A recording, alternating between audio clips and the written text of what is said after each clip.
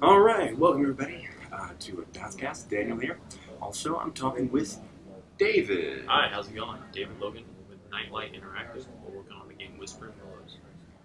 And I played a little bit, and so far it looks, well, pretty darn good.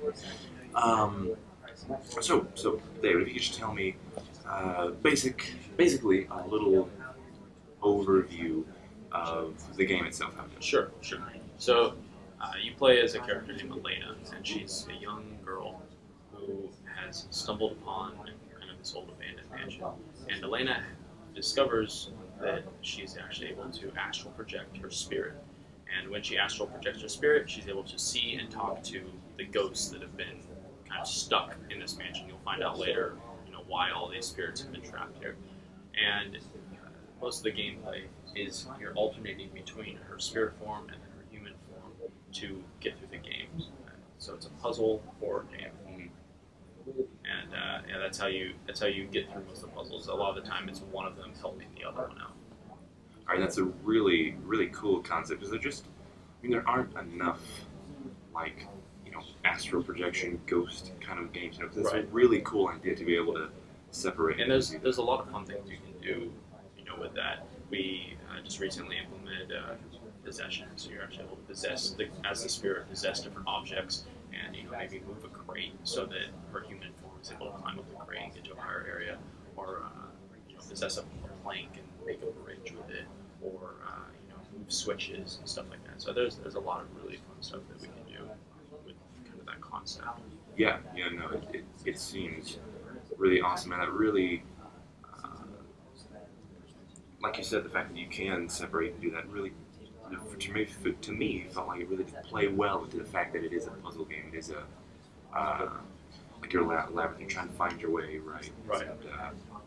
And like I said, it's also very story-driven. Yeah, it is. And the reason we decided to make it a puzzle horror game is I feel like a lot of horror games these days are just in your face, just cheap scares, cheap Hollywood scares. And we really, by adding kind of this adventure puzzle aspect to it, it really makes the player slow down. We really wanted the game to be a lot slower paced because we've spent a ton of time making this beautiful world, beautiful soundtrack, and we really want the player just to engage with the story, engage with the game, and just be fully immersed. Right. Yeah, and you're saying a beautiful game, and I can say I've seen the artwork, and it is incredible. Can you sort of expound upon that? Tell me about the artwork a little bit, how that. Sure. So we were kind of inspired. We've seen this painterly style in a few other games. Actually, the biggest reference was a game that came out that we recently called A Boy and His Love. It's the remake of the original one. They just had their backgrounds were just they looked like these beautiful paintings, and that really inspired us, and we really kind of wanted this painterly style so all of our backgrounds, all of our objects are hand-painted, from every little rock to vase. We're not just doing it, one big thing at a time. We're literally drawing, a huge, very detailed base and then shrinking it down. So every single asset has just tons of detail, and it's been really great. It makes it really pop. Even, in an area as, barren as the catacombs, where you really just have rocks and skeletons, it still just pops, and it's gorgeous. Right. And that must have taken, that seems really tedious to do, but obviously, looking at it, it's definitely worth it. Yeah, it's turned out great. How long have you been in the making? So we started actual development of the game in January, but we didn't even full-time start it until about March. So it's been about half a year now that we've really been putting in as much work as we have. Really? Wow. We've come a long ways in that time. Oh yeah, it looks like it. And how many members are in your team? Well, actually, we have a fairly large team. The thing with our team is this is kind of a passion project, and we're all doing this in our free time. So we all have full-time jobs, and it really made us get more people. So we actually have 20 people on our team, which is a huge amount of people. But a lot of them, they have their full-time jobs, and so they're not able to devote, 40 hours a week to the game. But it's actually been great because we've been able to get a lot more people involved. We've been able to get more points of view, and it's just overall I think created something much better than if it was just a few of us. So. Oh yeah, no, it is. It really does look incredible. So, how did you come up with the idea of astral projection? Like, I mean, how did that play into it? If that makes sense. Yeah, well, I've always been kind of fascinated by the supernatural, and there are a lot of games I felt that the enemies are always ghosts, but I hadn't really seen too many games where the player can actually be a ghost. And again, I just thought there's a lot of really neat mechanics that you can play off with it. It was actually really fun researching. The pre-production phase was incredibly fun because there's lots of different directions we could take it. We ended up taking it kind of a more spiritual Native American route. We actually have very heavy Native American tie-ins to the plot, as well as kind of these powers. So it's more of like it's more spiritual, I think, than anything. Yeah. But it's pretty cool. Yeah, definitely very cool. Now, what about the Ouya? You're using it on Ouya. Yeah. Why did you decide to go that route? And like, how do you think that has affected what your game is? Like, is it Sure? Yeah. So actually, originally we formed the team because of the Ouya. I saw them on Kickstarter. I was actually really inspired. This is a great console that's really trying to, I think, stick it to the man and be almost like for indies to indie game developers and indie game players to really band together. And I kind of wanted to be on this wave of excitement for the Ouya, and so kind of formed our group together. Just around this idea that we wanted to make a game for the console, and have really been working with them since the start. In January, actually, when we started production, we entered a game jam for Ouya, and we actually won Most Immersive for it. And ever since then, we've been on the company's radar, and they've been doing everything they can, not only for us, but for everyone on the console. They just want to promote and push the indie developers as much as possible. So it's been a fantastic experience. Yeah, no, that's really cool. And even, I hope they do great, but even if things don't work out, it's still been just great exposure for us. Yes, definitely. Well, is there anything else in particular that you would like to get out there about your game that maybe we haven't covered? Just think. I guess the biggest thing is that we really do want to make this a story-driven game. And so from the start, actually one of the first people I started working with was a writer. And I don't feel like there's many games that have such a focus on the writing. And really from the start, it's like I'm having him and me, almost like anything else should be. I mean, for movies and for shows, it's like so focused on the writing. I don't feel like there's many games that go that route. So we've helped it, with the game design. We really, not only in stuff people say, but we want to do it visually. Have the writing plays in a lot to how we tell the story visually, and he's been kind of helping direct just how the story is presented in general. And I really think it's been great. We can provide lots of subtle clues. We took a lot of kind of direction from Dark Souls, how they'll just they'll hint at stuff, but they won't really give you the full backstory. And so you'll get, maybe a line about a person. You're gonna like, well, what's going on with this guy? And then later they'll start making connections, how like this ghost is related to this ghost, or this incident involved with this guy. But we're not as obscure as Dark Souls. We're going to give a little more on that, but we want the player to have to piece it together. We want the player to ultimately be thinking about our game and the story long after they're done playing, and can just have it kind of stay with them. Yeah, that's awesome. That's really awesome. That's what I personally look for in a game. Is if it does, it can be fun, but it doesn't have a good story. It's not a very good game. At least for me. Yeah. And same with me. I love games that tell a great story.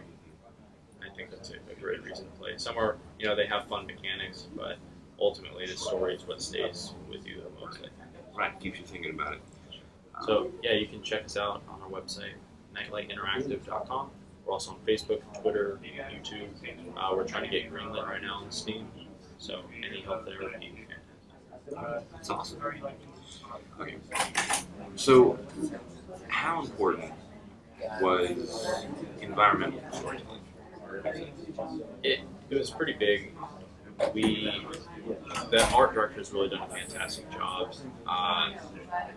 Just even amazes me. He'll create a room and he'll create this entire story within the room. They won't even have to do necessarily with anything in the game, but it's just like this one early thing he had done. It was a room with all the wallpaper was scratched off, and there's just one mirror in the middle that was shattered, and it was just.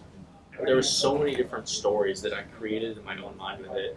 Another one that's in the demo right now, as you're climbing down the ladders, there's just this one room that's all boarded up, and then you see blood splattered against the wall, and you see it almost looked like something had come through the hole, and then they boarded it up again.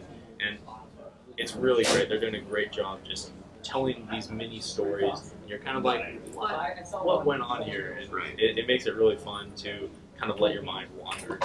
So, oh yeah. You know, it's almost make your own story up for a little. Exactly. Yeah.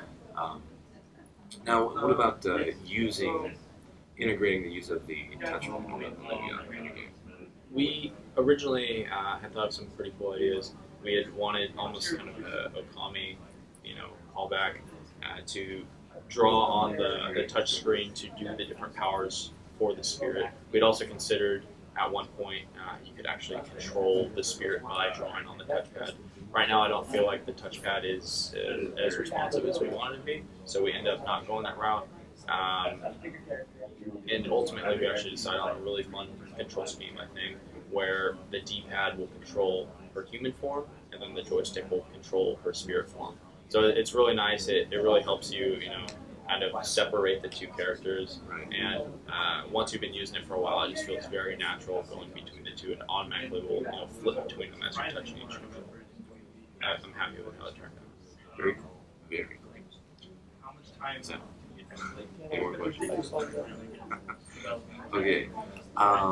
Well, I think we're going to try to do some quick fire questions. Sure. So these are the ones that don't really matter. But are fun anyway. I think they matter. So,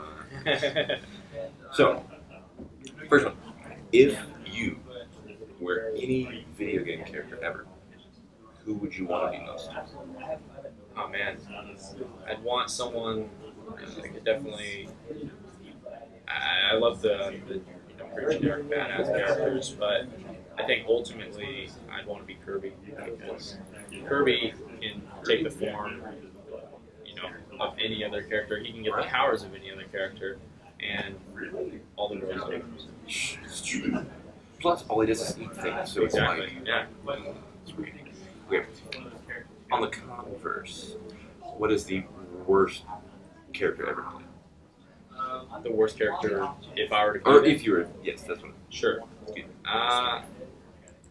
Man, probably like the Tetris block. All you'd be doing is just trying to fit into tight spaces. I mean, I guess that's not the worst thing that can happen. True, but it's pretty bad. Yeah, and then just having like your brothers and sisters like clumping up on top of you. And, I don't know. It's not very good. Not fun. Not fun. Okay, so, oh gosh, do you prefer? No, that's not the question I was going to ask. We're just bad at this. The list. Oh well. Okay, I'll think of something else.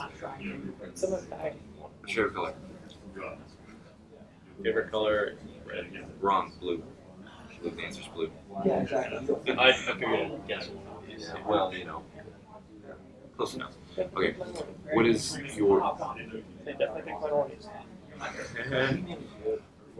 pizza or barbecue? Probably barbecue. I have a big backyard, so it's the perfect barbecue backyard. I do like pizza. I guess not necessarily for which one is better. I guess I like eating pizza more, but I like the experience of barbecue. I'll let it slide. I'll let it slide this time, but only this Okay, time. all right. Oh my gosh. Barbecue. I guess pizza, they can deliver. So. Yeah. There's so many good things about pizza, but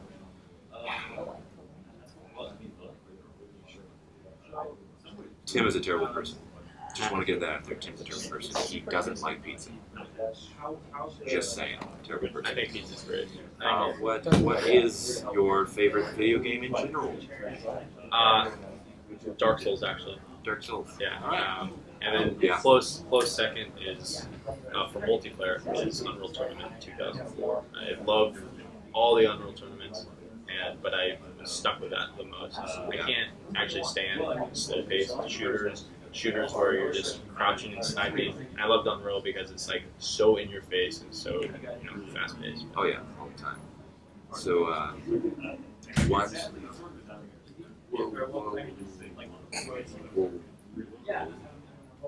Whoa. You know what? Let's just get awkward. If you had to make out with one of us, who would it be?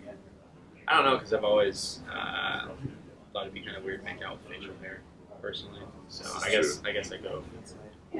Oh, first time. Tim bit me for the first time.